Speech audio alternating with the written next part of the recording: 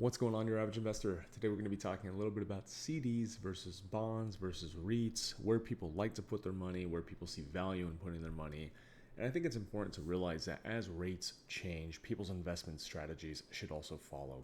And everyone's investment strategy is unique for themselves. But before we get into it, please hit subscribe. Please help us monetize the channel. We'd love to start doing more giveaways once we can start bringing some income through our videos and our educational platform to all of our viewers and audience. So let's get started. So the federal funds rate has been within the range of about 5.25 to 5.5 since July of last year. So it's made it easy for income-seeking investors to avoid difficult decisions. Banks right now, roughly 5% CDs are available. I just took a look at the Wells Fargo rate right here, and they're showing about a 4.75 across a 4-month. It drops a little bit down, to 4.25 across a 7-month. And then if you look at 11-month, it's a little bit lower than that. It's about 3.75. And so for some, that may seem counterintuitive. Why, if I put my money in longer, am I going to get a less rate? It's because the banks take on a higher risk if you lock in the CD fixed rate for the overall rate to change in the marketplace. So, with these easily available CDs through major banks, it makes it easy for income seeking investors to avoid difficult decisions, to find what are safe harbors or safe places to put their financials. So with all of that said, a lot of investment advisors are actually giving their clients and potential people that they're helping with their money this type of income. They're saying, hey, you can put your money in these CDs. You don't need to go into long-term yields. But what people don't understand is that, these easy to come to find bank short-term yields, they go away.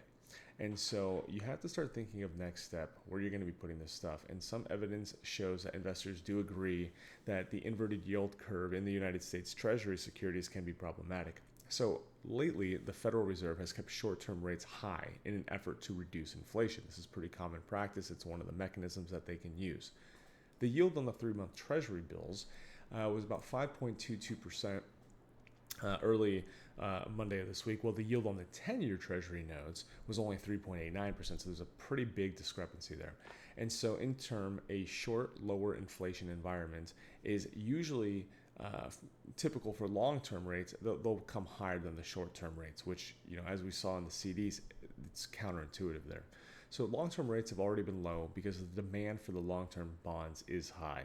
So investors have been loading up on these long-term bonds, which might indicate that they expect the U.S. to enter a recession. Now, we're not saying that's going to happen, but usually that is indicative of it. So when bond prices rise, their market yields fall.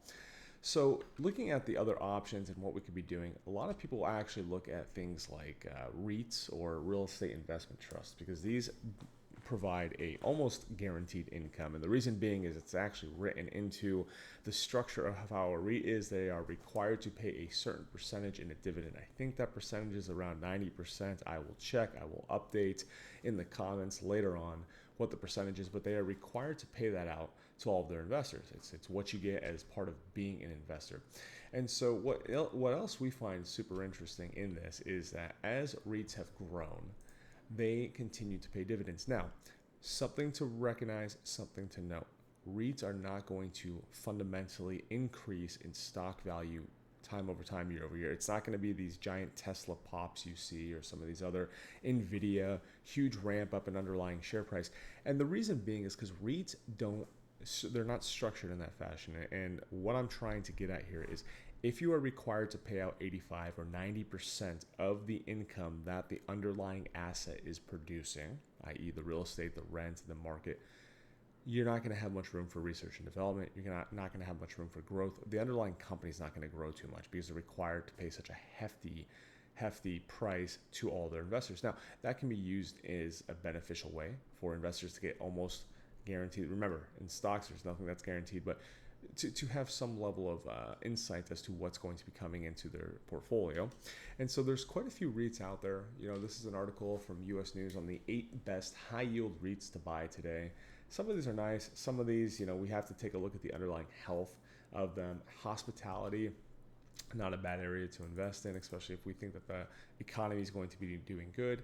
Medical usually doesn't go away. Omega Healthcare, as we have a boomer population that is going to ramp up the amount of healthcare or um, elderly homes across the United States. This could be something to think about. Realty Income Corporation, this is kind of the gold standard with that straight 5.2% forward yield. So just things to think about. There are a few other ones. There's some gaming and leisure properties, GLPI, which is one that has been getting a lot of discussion lately. It's got about a 6.19% dividend yield. And headroom on this one, they're expecting to be about 1.8%. They do operate in casinos and hotels.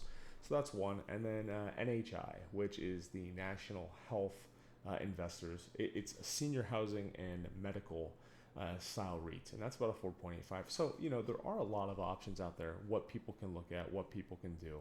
And I think something that we need to pay attention to here is because these long-term rates are already low, because the demand for long-term bonds is high, we have an option here looking at some of the real estate REITs and what we can do in that sense, because when bond prices rise, their market yields will fall. So just to end, share prices of real estate investment trusts can move in a manner similar to how bonds do. And because these companies are required to pass at least 90% of their profits to shareholders, it just came back to my head. It's 90%. In the form of dividends, the return is for tax advantages. REITs fall into primarily two broad categories. They have equity REITs, which own and rent out properties or sell them for a profit after they acquire them. Or they have mortgage REITs, which are primarily lenders or investors in the mortgage-backed securities. So two different options here, lot to look at, lot to unload.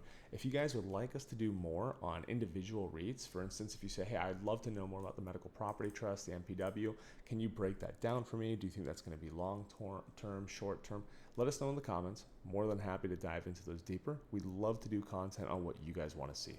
Thanks again. Have a wonderful Friday, and let's get into it.